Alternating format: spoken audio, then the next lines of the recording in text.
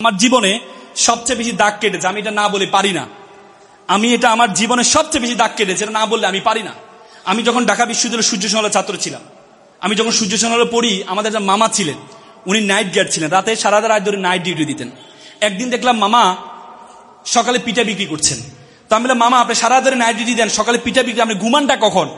বলছে, মামা আমার জন্য এটা দোয়া করবো, আমার ছেলেটা এসএসসিতে প্লাস পেয়েছে, এসএসসিতে যদি প্লাস পায় আমার ছেলেকে আমি ঢাকা মেডিকেল ভর্তি করাবো। এখান থেকে ঢাকা মেডিকেল দেখা যায়, আমার খুব স্বপ্ন আমার ছেলে ঢাকা মেডিকেলে পড়বে। তা আমি বললাম, মামা ছেলেকে ধর্মকর্ম শিখান্ত। বলতে আমার ছেলে সময় পায় না, এমনি আমার ছেলে অনেক ভালো ছেলে। আমি বললাম, তারপরেও ছেলে একটু ধর্মকর্ম শিখাইন। কিছুদিন যাওয়ার পর দেখলাম মামা দুপুরে ফল বিক্রি করছে। তা আমি বললাম, মামা সারা দিন নাইট ডিউটি দেন, সকালে পিঠা বিক্রি করেন, দুপুরে ফল বিক্রি, আপনি ঘুমানটা কখন? বলছে, মামা আমার ছেলেটা এসএসসিতে প্লাস পেয়েছে, কোচিং ভর্তি করে দেবো, 30-35 হাজার টাকা লাগবে। আমার ছেলে কোচিং মেডিকেলে চান্স পেলে আমি চাকরি ছেড়ে ঘুমাইতে পারি না, এই চাকরি আমি করবো না। তো পরবর্তী আমি তাকে নিয়ে রেজিনায় ভর্তি করার ব্যবস্থা করে ছাড়ের ব্যবস্থা করে দিলাম। 3 মাস পরে মামা আমার রুমে মিষ্টি নিয়ে আসলো। কি উদ্বেলিত, কি উদ্ভাসিত, কি আনন্দিত, ছেলে ঢাকা মেডিকেলে চান্স পেয়েছে।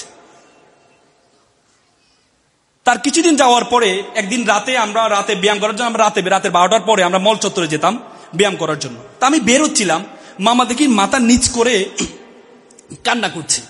তা আমি বললাম, মামা আপনি কান্না করছেন? বলছে, মামা আমাকে ক্ষমা করবেন। আচ্ছা মামা কি হয়েছে আমাকে বলেন। মামা আমাকে ক্ষমা করবেন। আচ্ছা মামা আপনি আমার সাথে শেয়ার করেন। মামা আমার ছেলেটা ইয়াবা আসক্ত। মামা আমার ছেলেটা ইয়াবা আসক্ত। মামা আমি বিশ্বাস করেছিলাম আমি যখন অসুস্থ হব, আমার বউ যখন অসুস্থ হবে, আমার সুস্থ ছেলেটা আমাদেরকে চিকিৎসা করবে। আজকে আমরা সুস্থ মানুষকে আমার ছেলে অসুস্থ বানিয়ে দিচ্ছে। এমন বর্বর ছেলে আমি চাইনি। গতকাল বাসায় এসে যে শোকেজের গ্লাস ভেঙেছে, আলমিরার গ্লাস ভেঙেছে টাকার জন্য। বিশ্বাস করেন মামা, আমি আজকে 6 মাস আমি আমার ছেলেকে দেখি না। আমি আমার ছেলেকে দেখি না। আমার ভাইয়ের ছেলে রিক্সা চালায়, দিন মজুর, সারাদিন কাজ করেছে, মা বাবার সাথে একসাথে খাওয়া দাওয়া করে। বিশ্বাস করেন মামা, আজকে 6 মাস আমি আমার ছেলেকে দেখি না। With due respect to our guidance, এখানে অনেক গাইডেন্স আছে। আপনার ছেলেকে ডাক্তার বানালেন, ইঞ্জিনিয়ার বানালেন, কোনো কাজে আসবে না। এই ছেলের মধ্যে যদি ধর্মীয় জ্ঞান না থাকে, এই ছেলে ভয়ঙ্কর আকার ধারণ করবে, ভয়ঙ্কর আকার ধারণ করবে। ইংল্যান্ডের শিক্ষা ব্যবস্থায় 40 বছর কোনো ধর্ম ছিল না। ইংল্যান্ডের শিক্ষা কমিশনের চেয়ারম্যান স্টিভেন হিল একদিন চিৎকার করে বলছিলেন, if you teach your 3 years, তুমি তোমার সন্তানকে 3 ইয়ার শিক্ষা দাও, রিডিং, রাইটিং, ম্যাথমেটিক। তুমি যদি তোমার সন্তানকে 4র্থ আর্থি শিক্ষা দিতে ভুলে যাও, দ্যাট ইজ দ্য রিলিজিয়ন। তাহলে তুমি তোমার সন্তান থেকে 5ম আর্থি পাবা, রেসকেলিটি, বর্বরতা, বর্বরতা, বর্বরতা। ধর্ম আপনাকে শিক্ষা দেয়, ওয়াকফিদ লাহুমা জানাউযুল মিনার রাহমা ওয়াকুল রাব্বির হামহুমা কামা রাব্বায়ানি সগীরা। হে আল্লাহ, আমার মা বাবা আমাকে যেভাবে লালন পালন করেছে, তুমি আমার মা বাবাকে সেভাবে লালন পালন করো।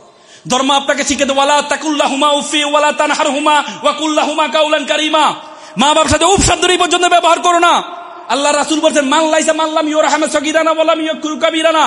তুমি আমার উম্মত নয় যদি বড়দেরকে শ্রদ্ধা না করো, ছোটদেরকে স্নেহ না করো। It's the religion, it's the religion, each and every religion emphasizing respect parents. অত সৈন্য হ কিলো কামরূপ রহিত খপতগিরি নির্বিষ্টা হো দলভগ পিঙ্গ কদলি কুঞ্জ ভ্রমত বানরা মাচ্ছন্যাম পহিতম প্রকৃতিবিদ লক্ষ্মী কন্যা ক্রং রাহিত। প্রত্যেকটা ধর্ম পিতা মাতার শ্রদ্ধাবোধের কথা বলেছেন। সুতরাং আমরা পিতা মাতার প্রতি শ্রদ্ধা রাখবো।